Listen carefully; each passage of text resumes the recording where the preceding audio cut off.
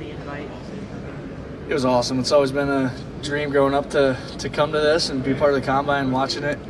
And then getting that email was something special for sure. NFL Network yesterday was saying that a coach told them that Michigan linemen seem a year or two more advanced than anyone else here. What do you think makes that possible? I just think that the way we've been prepared our whole time at Michigan and just playing the amount of snaps that we all played and knowing the playbook like the back of our hand, like we go through the entire playbook.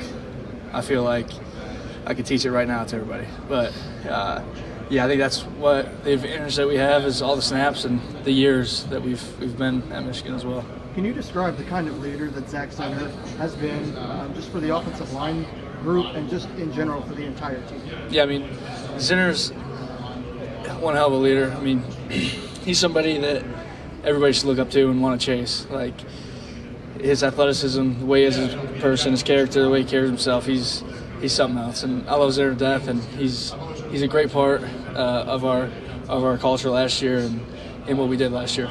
Yeah, speaking of his leadership, can you elaborate on maybe how difficult it was for the offensive linemen as a group to kind of navigate the college football playoffs without having him present on the field?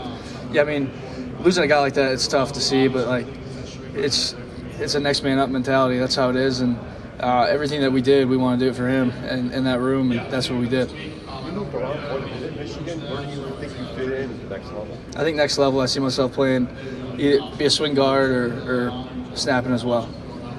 It's always when you come to the combine, it's an opportunity to represent your school and also your hometown. So what does that mean to you, more on where you're from to show them that there's good ball players, coming from that part of the country? Yeah, I love being able to stand up here and say that I'm from Paw Paw, Michigan, and just a small town that everybody there has my back, and it's a place, very special place to me, and it's a place that I keep near and dear to my heart, and I just want to make everybody proud back home there. When you're talking to NFL teams, how much does your versatility come up in being able to play pretty much anywhere? Yeah, I mean, every team that I've talked to so far loves the fact that I'm versatile and just does whatever it takes to be on the field and what the team needs at that time.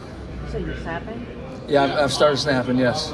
When was the last time you were snapping? Did you practice at Michigan? At Michigan, snapped a little bit, but I mean, I could have ran, if I had to play center, I could have, I think, and been able to do all the points and all the calls, but most recently when I'm training, I've been snapping almost every day and starting to feel real natural.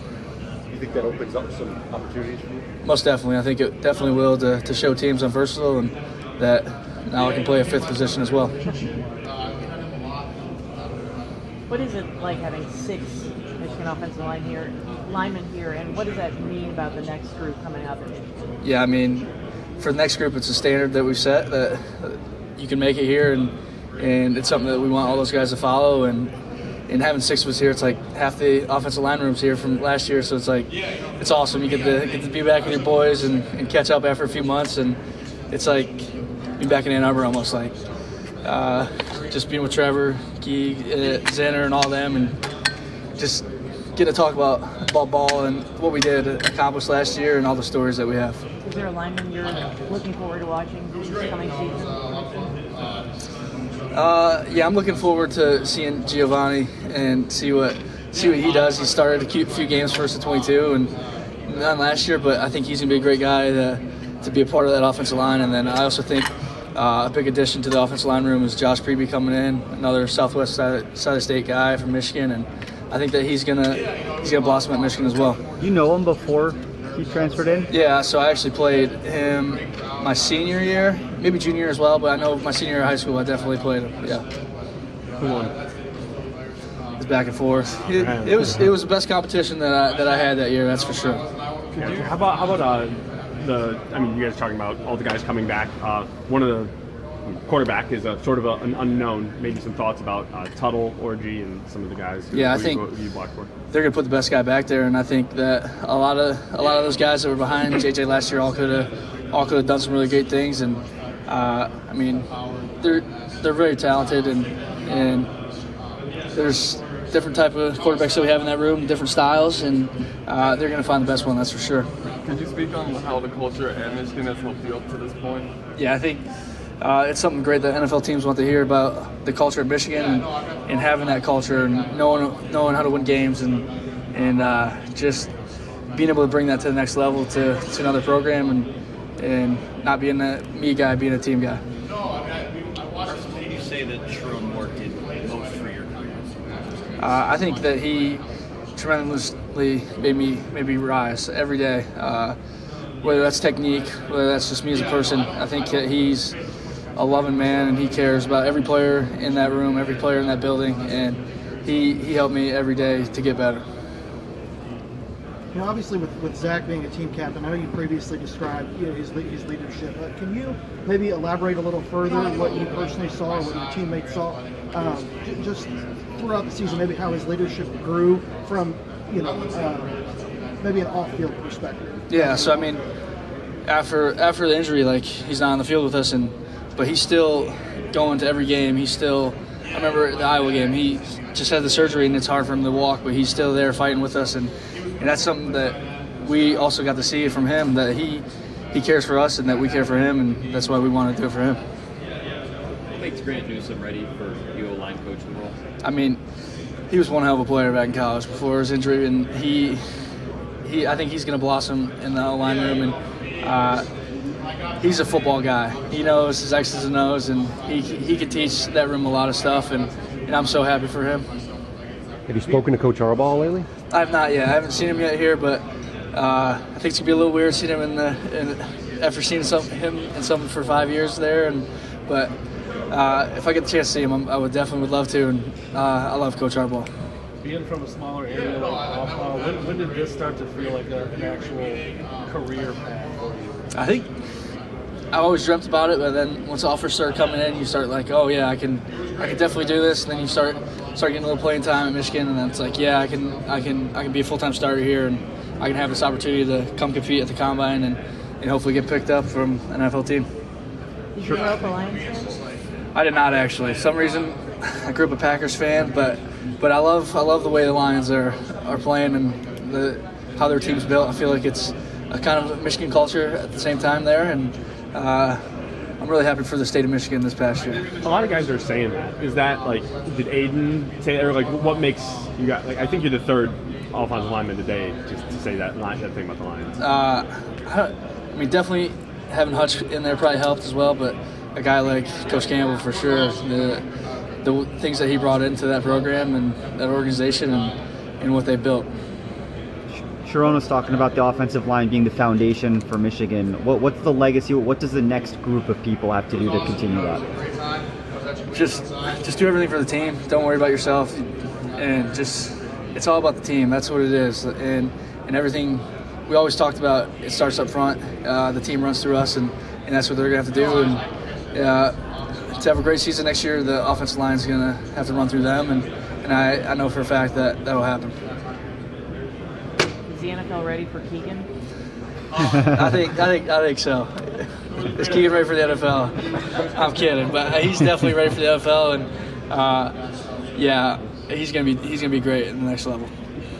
What's the interview? I'm sorry, go ahead. Gio and Greg Crippen have had to wait their turn a while. What should fans expect from them this year? I just think two guys are gonna work hard, and Crippen's always watching film. He's always in there. I'll be walking in, he's still in there, and I'm like, hell yeah, Cripp, he's always ready to play. That's for sure. And Gio, same thing. Like, he's going to be ready to play. And Gio can move well. He's strong. He's really good at pulling. And I think those guys are going to really do well next year. What's the interview process been like for you here? And have you had, which teams have you had formal interviews with?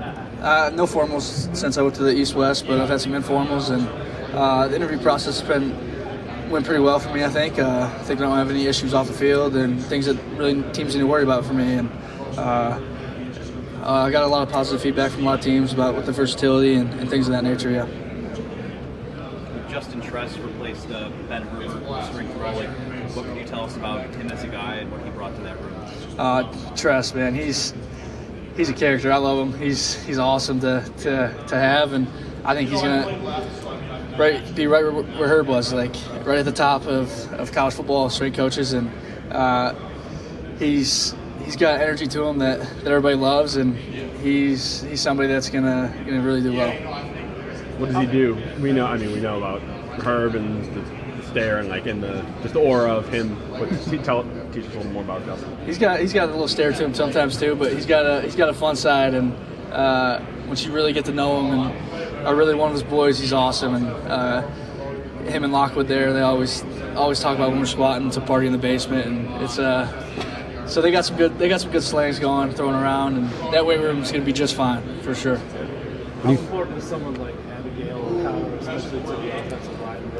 I think Abigail's a huge part of our success and how our bodies are put together and how she worked with Herb last year and all the previous years, and I think that she's a main contributor to that as well. I mean, everybody in that building helped us get to where we wanted to be and what we did. When you think back at your Michigan careers, what game or moment sticks out the most? I mean, the Rose Bowl game for sure. The Rose Bowl game for sure. That was one of the coolest games I've ever played in, and being a part of that last play on offense is something special, and that one sticks out the most. And haven't really cried after many football games, but that was one that I shed tears for sure, and it was just a moment of joy and just happiness to be a part of that moment. You're not the only Michigan player to say that. What was it about the Rose Bowl? Was it the opponent? Was the scene? What? The opponent, the scene, the history, and everything about that stadium, and just to play in a game like that in that fashion and go to overtime and just do all the things that we did. It was tremendous. Obviously, with your versatility, playing different positions over your course of your career, what did you learn, going through and playing through these different positions? Just learn to, like you said, be versatile. Like, just do what the team needs. That's the main thing that I learned is whatever's asked, get that done. That's the main thing. Have you met with Tampa Bay this week? I have not. I met with them at the Shrine, though. I think Miles will be one starting tackle. Who do you see taking the role on the other side? I'm not sure if they're going to move Prevey outside or not, but I think him. I mean, you got guys like Gentry, Percy. I think that the offensive line is going to be really well next year. It's going to be a bunch of new guys, but it's been all guys that have been behind us for the past couple of years and been able to learn from us as well and see our different playing styles and how we play and good techniques and bad techniques. Karsen, have you met with the Cowboys this week? I have not. Karsen, you knew before the Rose Bowl that it would be your last year at Michigan. What made it the right time for you to come out now? I think just the amount of experience that I had playing 5 years, and I just think it was the right time to come out and be a part of something special that we did, and I just think it was the perfect time for me to leave.